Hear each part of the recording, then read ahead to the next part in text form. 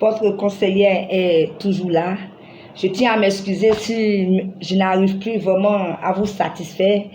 Je fais ces vidéos lorsque j'ai le temps, donc vraiment, excusez-moi. Sinon, je suis là et par moment, dès que j'ai le temps net, je prends un sujet et on débat ensemble.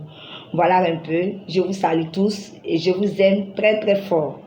Aujourd'hui, notre sujet c'est « Depuis l'arrivée du bébé, je me sens délaissée par mon épouse. Que faire ?» Alors, ce sujet est très très important.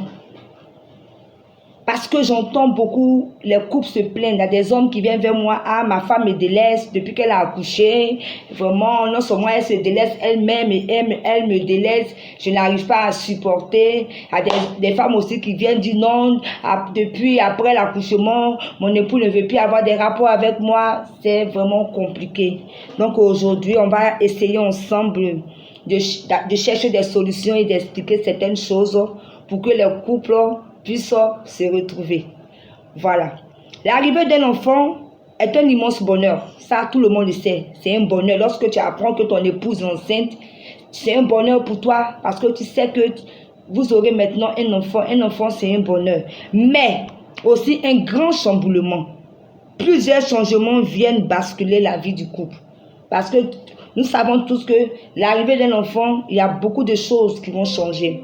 Il y a beaucoup de comportements qui vont changer. Ça va vraiment venir un peu mélanger tout. Mais il faut être soudé. Il faut vraiment être soudé, tenir vos mains pour pouvoir arriver.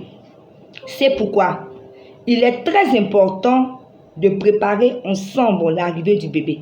C'est très important. Le dialogue est essentiel avant l'arrivée du bébé. C'est très important.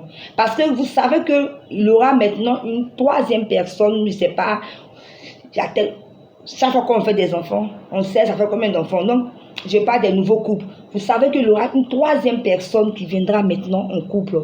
Donc, vous devez vous asseoir pour dialoguer sur beaucoup de choses. Madame n'aura plus le temps. Elle sera stressée par moments, elle sera fatiguée. Il faut parler de la réorganisation financière parce que vous n'êtes plus deux, vous êtes maintenant trois.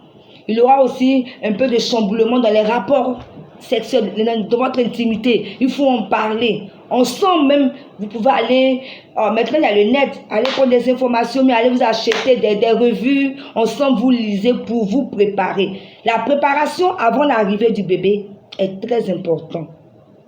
Ça va aussi vous aider. Pendant que vous êtes en train de dialoguer, ça va vous aider, ça va permettre aussi de renforcer la confiance entre vous.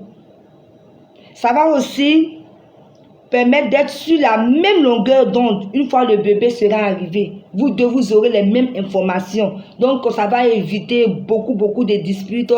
Toi, tu as fait ça, toi, tu as fait ça. Et aussi, le dialogue aussi va vous permettre aussi d'avoir aussi la complémentarité. On établit ensemble un projet commun. Ensemble, ça vous permet d'être complices. Ensemble, vous allez établir vos projets.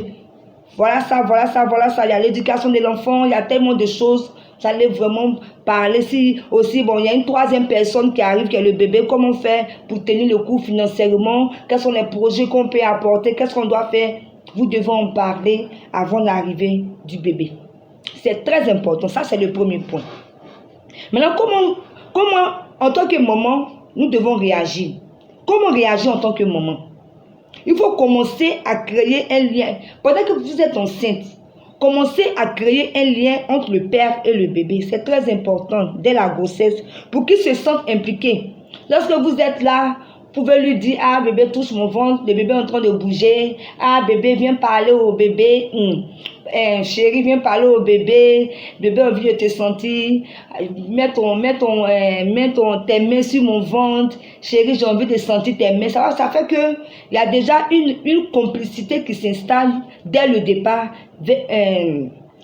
vers l'enfant et le papa. Quand le papa s'implique, c'est encore plus facile. Mais quand il est écarté, tout devient difficile. Donc, dès le début, excusez-moi, il faut impliquer le père avec tout ce que je vous ai dit. C'est très important. Après l'accouchement, il faut laisser le père aussi, laisser la place du père. Laisser le père se débrouiller. Laissez-le. S'il a envie de porter l'enfant, laissez-le. S'il a envie de changer les couches, tu ne vas pas lui dire, ah chérie, quitte là, tu ne sais pas faire. Non, tu dis, ah bébé, on ne fait pas comme ça, viens, je vais t'apprendre. Laissez-le, il faut qu'il s'implique.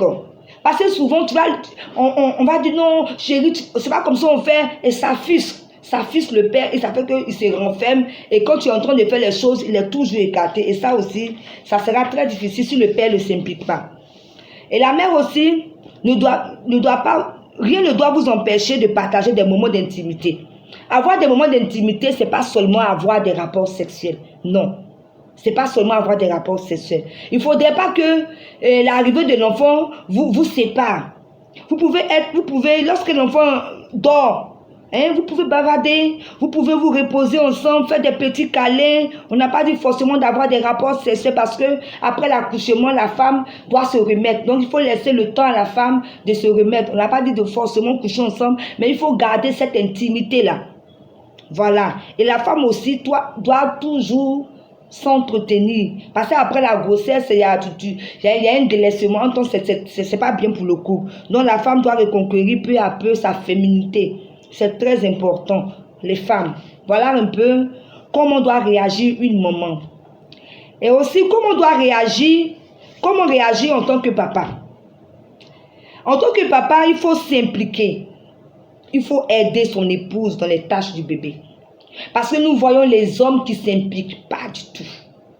Lorsque sa femme a accouché, il cherche à envoyer sa mère ou la femme envoie sa mère et puis bon, on laisse tout dans la charge de la belle-mère et puis bon, le père, il peut sortir, aller faire ses after work, il va se promener, quand il entre, il s'occupe pas de son épouse ni du bébé, c'est difficile, ça va gâcher beaucoup de choses en couple.